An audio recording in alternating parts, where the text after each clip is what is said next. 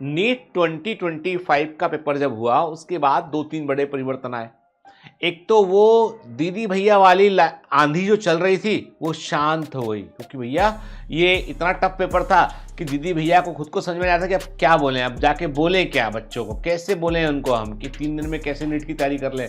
20 दिन में नीट में 720 नंबर लाने की प्लानिंग दीदी भैया ने सुनाई थी और नीट के पेपर ने चिपका दिया, लगे ले बेटा अब बता 20 दिन में कैसे करेगा, तो 20 घंटे में करके दिखा दे पेपर। तो दीदी भैया की आंधी समाप्त हो गई और मीडियोकर क्लासेस जो सिर्फ और सिर्फ एनसीईआरटी पढ़ के बांच कर चल रहे थे वो भी खत्म। अब आपके दिमाग में क्वेश्चन आता है, सर क्या आप इतने महान हैं? हम महान नहीं बोल रहे हैं, हम ये बोल रहे हैं प्लीज अनुभवी टीचर्स के पास पढ़िए। गली मोहल्ले में पैसे खराब करना, किसी भी ऐसे चलते फिरते क्लासेस में पैसे खराब करने से क्या दिक्कत होता है बेटा कि आपका पैसा तो जाता है, पैसा तो रिकवरेबल है, टाइम चला जाता है, वो दिक्कत वाला काम है, ठीक है।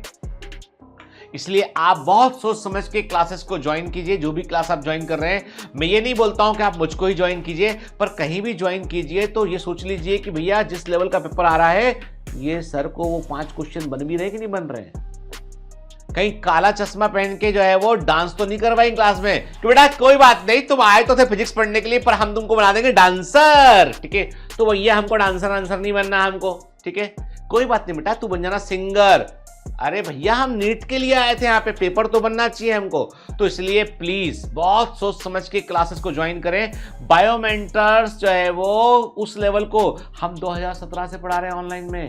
हम वो लेवल जान रहे थे 17, 18, 19 में क्या लेवल था, 16 में भी देखा हुआ है हमने क्या लेवल था। तो हमको पता है कि भैया एग्जाम का सिक्का कभी भी दूसरे के पक्ष में हो सकता है। ये तो भैया ऐसा है, इसलिए टफ ट्रेन टफ, अपने आप को टफ ट्रेन करो ताकि कुछ भी हो जाए फोड़ के आए वहां पे हम, ठीक है ना। तो अभी वो गुंजाइश खत्म हो गई कंफर्ट जोन की, अभी गुंजाइश कुछ नहीं बची वहां पर। तो प्लीज जहां भी ज्वाइन करें 2 बार सोचे इस बारे में। कहीं फर्जियत बच्चा निकला है हैदराबाद में, फोटो छप रहा है भोपाल में या बंबई में, join our classes we will. अरे भैया तुम्हारे टीचर पेपर नहीं बन रहा था, 5 घंटे तुम्हारा टीचर पेपर लेके बैठा रहा, 10-25 लोग मिलके फिजिक्स का पेपर नहीं लगा पा रहे थे और तुम बोल रहे हो कि बेटा हम तुम्हारे सपने पूरे कर लेंगे। बेटा तुम्हारे सपने हम पूरे नहीं करेंगे, तुम निकल जाओगे तो हम अपने सपने तुमसे पूरे करेंगे।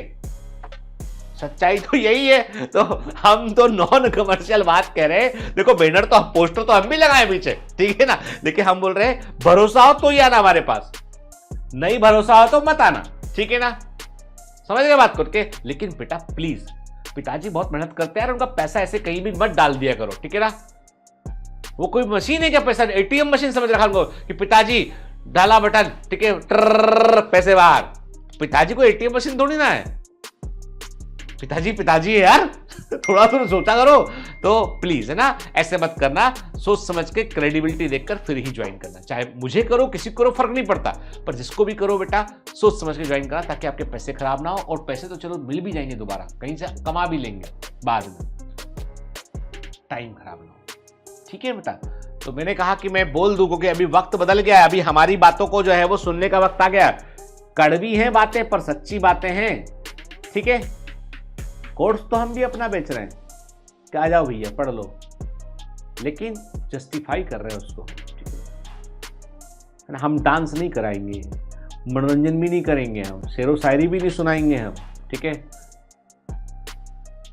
पढ़ाएंगे, पढ़ सकता है तो आ जाना भैया, मेहनत करने तैयार है तो आ जाना मेरे पास में, ठीक है ना। ये लीगेसी 1-2 साल में नहीं बनी है, खून दिया है, पसीना दिया है इसको, ठीक है, तब जाके यहां पहुंचे। जय हिंद।